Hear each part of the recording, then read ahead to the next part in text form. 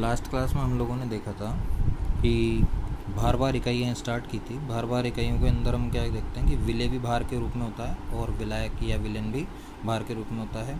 ये ताप से प्रभावित नहीं होती है क्योंकि न तो विलय में कहीं लीटर आ रहा है, न ही विलय या विलायक या विलेन के अंदर कहीं लीटर या ऐसा आयतन की कोई टर्म आ रही है। जहाँ आयतन की टर्म आती है, जैसे पिछले के अंदर आ रही थी बाहर आयतन, तो जहाँ आयतन की टर्म आती है वहाँ पर ताप का प्रभाव होता है।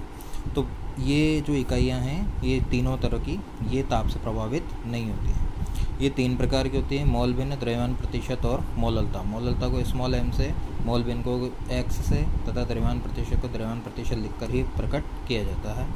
मोल भिन्न जो होता है उसे मोल प्रभाज भी कहते हैं। इसकी परिभाषा होती है किसी विलय के मोलों में विलयन किसी विलय के मोलों में विलयन में उपस्थित कुल मोलों का जो अनुपात होता है, यानी विलय के मोलों में कुल मोलों का जो भाग देंगे तो जो प्राप्त होगा वो क्या कहलाएगी? मोल भिन्न कहलाएगी। मान लीजिए पदार्थ A है, उसके मोल Na है, पदार्थ B है, उसके मोल Nb है, तो x अर्थात इनकी मोल भिन्न, तो A की जो मोल भिन्न होगी वो A के मोल बटा कुल मोल, B की जो मोल भिन्न होगी वो B के मोल बटा कुल मोल, और ये दोनों जो मोल भिन्न हैं एक विलयन में उपस्थित दोनों घटकों की मोल भिन्नों का जो योग होगा वो सदैव क्या होगा? एक होगा। अगर तीन घटक होते हैं तो XA plus XB plus XC बराबर एक होता। चार घटक होते तो XA XB XC व XD का योग एक के बराबर होता है। फिर मैंने कुछ टर्म्स बताई थी कि n/2 जो होता है वो सेमी नॉर्मल, यदि n की जगह m होता तो सेमी मोलर। n/5 पेंटी नॉर्मल, यदि n की जगह m होता तो पेंटी मोलर। n/10 की जगह डेसी नॉर्मल, यदि n की जगह m होता तो डेसी मोलर। n/100 में सेंटी नॉर्मल, n/1000 में मिली नॉर्मल और 5n में पेंटा नॉर्मल। फिर उसके बाद हमने लिया था द्रव्यमान प्रतिशत। प्रतिशत निकालने का जो सूत्र होता है उसके हिसाब से हमने द्रव्यमान प्रतिशत को ज्ञात किया था। इसकी परिभाषा है कि 100 ग्राम विलयन में घुले हुए विलय के ग्राम में मात्रा को हम क्या बोलते हैं? द्रव्यमान प्रतिशत। 100 ग्राम विलयन में घुले हुए विलय की ग्राम में मात्रा को हम क्या बोलते हैं? द्रव्यमान प्रतिशत। इसको कैसे ज्ञात किया जाता है?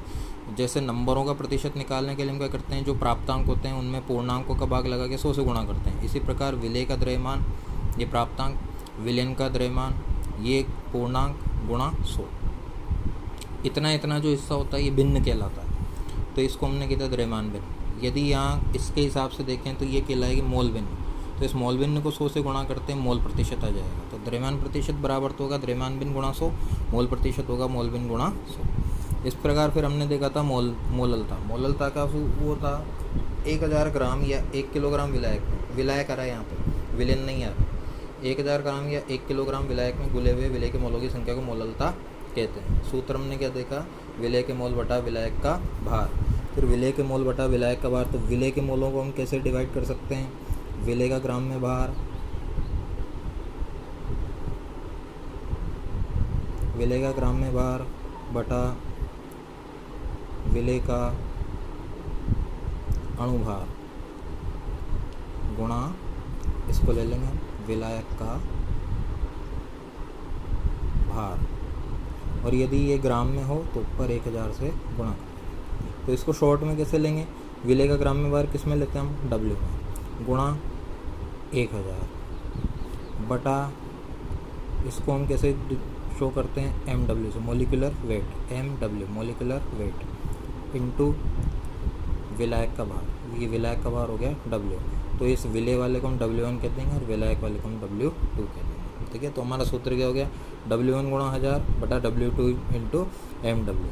MW क्या है? मोलिकुलर वेट ऑफ सॉल्यूट, मतलब विलय का अणु। क्लियर है बात? तो आज हम कुछ न्यूमेरिकल्स देखते हैं।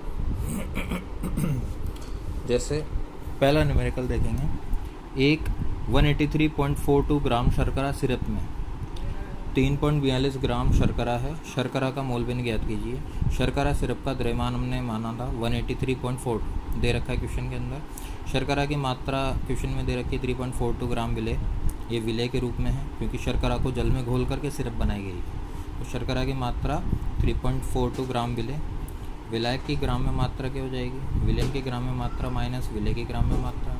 विलेन की ग्राम्य मात्रा कितनी है 183.42। ये कहाँ से पता पड़ा, विलेन में से विलेय घटाओगे तभी तो विलायक बचेगा भाई। विलेय और विलायक मिलकर के विलेन बनता है, विलेन में से विलेय को निकाल दो तो क्या बचेगा विलायक। तो ऐसे ही विलेन 183.42, उसमें से विलेय 3.42 घटाया तो क्या बचा 180 ग्राम। ये किसका मान आया, विलायक यानी जल की ग्राम्य मात्रा आ गई। अब विलायक के मोल निकालने तो इसके लिए हम क्या करेंगे, विलायक का ग्राम्य भार बटा विलायक का अणुभार। ग्राम्य भार कितना है 180, अणुभार कितना है 18। कैसे पता पड़ा, विलायक कौन है जल, जल क्या होता है H2O, तो H2 होता है तो 2 हाइड्रोजन और 1 ऑक्सीजन 16।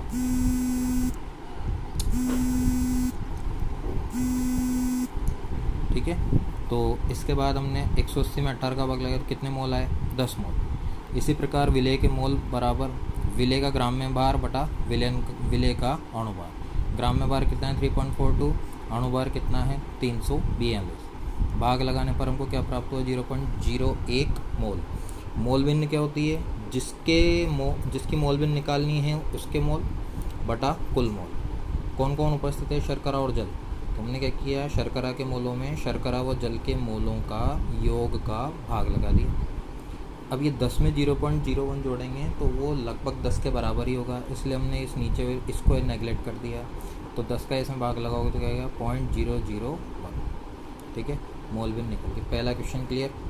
क्या किया, पहले विलायक की मात्रा निकाल ली। क्यों निकाली, क्योंकि विलायक के मोल कब आएंगे, जब उसकी मात्रा होगी। विलायक की मात्रा के अंदर उसके अणुभार का भाग लगा दिया, मोल आ गए। मोल आने के बाद फिर विलेय के मोल निकाले, उसके लिए क्या किया, विलेय के भार में अणुभार का भाग लगा दिया। विलेय का भार कितना है 3.42, उसमें अणुभार का भाग लगा दिया। विलेय कौन है, शर्करा। शर्करा क्या होती है C12H22O11, तो 12 × 12 22 × 1 11 × 16, इसको जोड़ोगे तो 342 आ जाएगा। तो इसका भाग लगाने पर 0.01 मोल आ गया। ये आ गया हमारी मोल भिन्न। क्लियर है। अगला क्वेश्चन है H2O2 के 20% जलीय विलयन में H2O2 व H2O की मोल भिन्न ज्ञात करो। अब दोनों की मोल भिन्न निकालनी, तो एक कच्चा सा वो बनाओ दिमाग के अंदर कि जो मोल भिन्न जो चीज़ होती है, मोल भिन्न क्या होती है, जिसके मोल निकालने हैं वो बटा कुल मोल। ये कच्चा चित्र है। अब ये हमारे पास है क्या, हमको क्या क्या निकालना है, तो विलेय के और एक विलायक के, दोनों के मोल निकालना है। हमारे पास कुछ भी नहीं है, सिर्फ उसने प्रतिशत दे रखा है। तो हम क्या करेंगे, सबसे पहले विलयन का द्रव्यमान मान लेंगे। तो हमने क्या माना, इसने दे रखा 20% जलीय विलयन। अब 20% जलीय विलयन दे रखा और इसमें यह भी नहीं कर रखा कि द्रव्यमान के अनुसार या आयतन के अनुसार। तो हम हमारे हिसाब से हमने द्रव्यमान के अनुसार मान लिया। हमने क्या किया, 20% H2O2 विलयन का अर्थ क्या है कि विलयन हमारा है 100 ग्राम प्रतिशत। तो विलयन हमारा क्या 100 ग्राम और उसमें 20 ग्राम क्या उपस्थित है H2O2, मतलब H2O2 तो हमारा हो गया विलय और जल हो गया हमारा विलायक। तो विलय का ग्राम्य भार कितना हो गया 20 ग्राम और अणुभार क्या होता है उसका 2 × 16 × 2, क्यों H2O2 2 इसका और 1 × 2 और 16 × 2 32 इसका हो गया। तो 32 + 2 = 34। तो विलयन की ग्राम में मात्रा क्या है 100 ग्राम। अभी मानी पीछे विलयन की हमारे पास ग्राम में मात्रा है और विलेय का ग्राम में भार भी है, विलेय का अणुभार भी है। हमने क्या किया, विलाय की ग्राम में मात्रा निकाल लेते हैं। ये सब कर क्यों रहे, क्योंकि मोल भिन्न निकालने के लिए हमको दोनों के मोल चाहिए, विलेय के भी मोल चाहिए और विलायक के भी मोल चाहिए। तो विलायक के मोल कब आएंगे, जब उसकी ग्राम में मात्रा और उसका अणुभार दोनों उपस्थित होगा। इसलिए हम विलायक के ग्राम में मात्रा निकालते हैं। तो विलायक की ग्राम में मात्रा भी थोड़ी देर पहले निकाली थी, विलयन माइनस विलेय की ग्राम में मात्रा, 100 में से 20 घटे थे 80 ग्राम आ गए। क्लियर। H2O2 के मोल निकालने के लिए उसकी ग्राम में मात्रा बटा उसका अणुभार, इसकी ग्राम में मात्रा कितनी 20, अणुभार कितना है 34, अभी निकाला ऊपर 10/17। H2O के मोल निकालने के लिए क्या करेंगे, उसका ग्राम में भार 80, H2O 80 ग्राम जल है ना विलायक, और उसका अणुभार का भाग लगा दीजिए। ठीक है, अब मोल भिन्न निकालना, सूत्र के अंदर मान डालो, आंसर निकल। ठीक है, अगला न्यूमेरिकल देखें। 303 केल्विन पर 250 ml जल में 11 ग्राम ग्लूकोज को घोलकर जलीय विलयन बनाया गया। 303 केल्विन पर 250 ml जल में, यानी जल का हमको आयतन दे दिया, जल मतलब विलायक का हमको आयतन दे दिया। 11 ग्राम ग्लूकोज को घोलकर उसका ग्राम में भार दे दिया, विलेय का ग्राम में भार दे दिया, जलीय विलयन बनाया गया। इसमें ग्लूकोज का द्रव्यमान प्रतिशत ज्ञात करो। ठीक है, द्रव्यमान प्रतिशत ज्ञात करो और जल का घनत्व दे रखा है हमको। अब ये बात ऐसी है कि जल का घनत्व भी दे रखा है और जल का आयतन भी दे रखा है, पर ग्राम में भार नहीं दे रखा है। तो हम क्या करेंगे, घनत्व और आयतन का यूज़ करके इसका ग्राम में भार निकाल लेंगे। ठीक है, घनत्व और आयतन का यूज़ करके जल का ग्राम में भार निकालें। तो विलायक का भी ग्राम में भार आ जाएगा और विलेय का हमको दे ही रखा है, बात समझ में आई। उससे हमारा द्रव्यमान प्रतिशत निकालना आसान हो जाएगा। क्यों? द्रव्यमान प्रतिशत क्या होता है, किसका निकालना है, ग्लूकोज का, मतलब विलेय का निकालना है। तो द्रव्यमान प्रतिशत के लिए हम क्या कर रहे थे, अभी सूत्र देखा था अपन ने, विलेय का ग्राम में भार बटा कुल ग्राम में भार।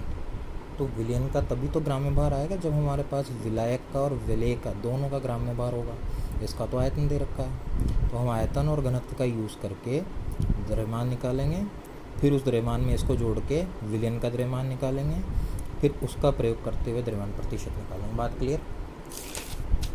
तो विलायक का आयतन क्या दे रखा है, 250 ml, ठीक है। विलायक का घनत्व क्या दे रखा है, इतना। तो विलायक का द्रव्यमान क्या हो जाएगा, घनत्व इंटू आयतन, घनत्व ये रहा, आयतन ये रहा, कर दिया। विलेय का द्रव्यमान कितना है, अभी पीछे क्वेश्चन में दे रखा था 11 ग्राम। तो विलयन का कितना होगा, विलेय प्लस विलायक।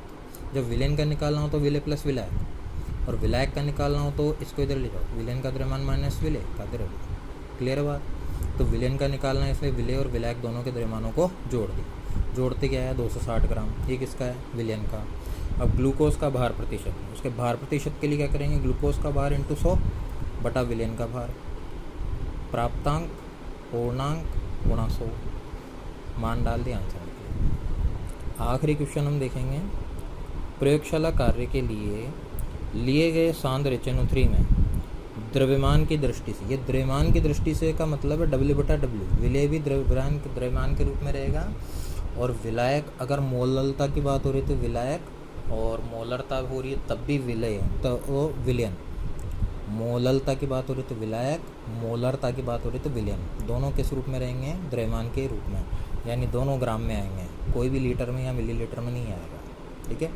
तो द्रव्यमान की दृष्टि से अगर यहाँ आयतन की दृष्टि से होता तो ऊपर तो W आता, नीचे V आता, ठीक है। तो आयतन की दृष्टि से होता तो ऊपर नीचे दोनों जगह VV आता, ठीक है। और द्रव्यमान आयतन की दृष्टि से होता तो ऊपर W नीचे V आता। खैर वो हमारा लुकआउट है, आगे देखेंगे। द्रव्यमान की दृष्टि से HNO3 का 68% जलीय विलयन है। अभी 68% हो गया, इसका मतलब 100 ग्राम तो हमारा क्या होगा, विलयन होगा, उसमें 68% कौन होगा, HNO3 होगा, यानी विलेय का ग्राम में बाहर आ जाएगा 68 ग्राम, ठीक है। तो जलीय विलयन है, यदि घनत्व इतना हो तो मोलरता क्या होगी, 68% HNO3 का अर्थ है 100 ग्राम विलयन में 68 ग्राम HNO3 उपस्थित है, अतः विलयन का द्रव्यमान क्या होगा, मान लिया हमने 100 ग्राम, एवं विलेय का द्रव्यमान क्या होगा, 68 ग्राम, 68% है ना, उस हिसाब से 68 ग्राम। तो विलयन का आयतन क्या हो जाएगा, द्रव्यमान बटा घनत्व, द्रव्यमान कितना 100, घनत्व हमको ऊपर क्वेश्चन में दे रखा है 1.54504, इसको करोगे तो ये हमारा क्या आ जाएगा, HNO3, इसको हम ऐसा ही छोड़ देंगे, काटेंगे नहीं, उसको डायरेक्ट फिर यूज़ में ले लेंगे, आखिर में काटने में यहाँ टाइम ज़्यादा लगेगा। HNO3 का अणुभार बराबर क्या हो जाएगा, HNO3, ठीक है। इनको जोड़ करके क्या आएगा, 63 ग्राम प्रति मोल, ठीक है। अब मोलरता निकालनी है, सूत्र क्या है, W गुणा 1000 बटा MW इंटू V, पहले देख चुके अपन। W क्या ग्राम में भार, ये क्या है अणुभार, विलेय का अणुभार, ये क्या है विलयन का आयतन। तो 68 इंटू 1000 बटा उसका अपन ने निकाला था 63, ये रहा, ठीक है। 63 इंटू आयतन कितना मान रखा हमने 100, ठीक है। ये सारी चीज़ें रख दी, ये पॉइंट उड़ाएंगे तो नीचे 1000 आएगा, 1000 से 1000 कट जाएगा, इन सबको ऊपर गुणा करके नीचे इसका भाग लगाएंगे तो क्या आएगा, 16.23 मोलर विलयन। आज के लिए इतना ही काफ़ी है, फिर बाकी काम नेक्स्ट क्लास के अंदर देखेंगे।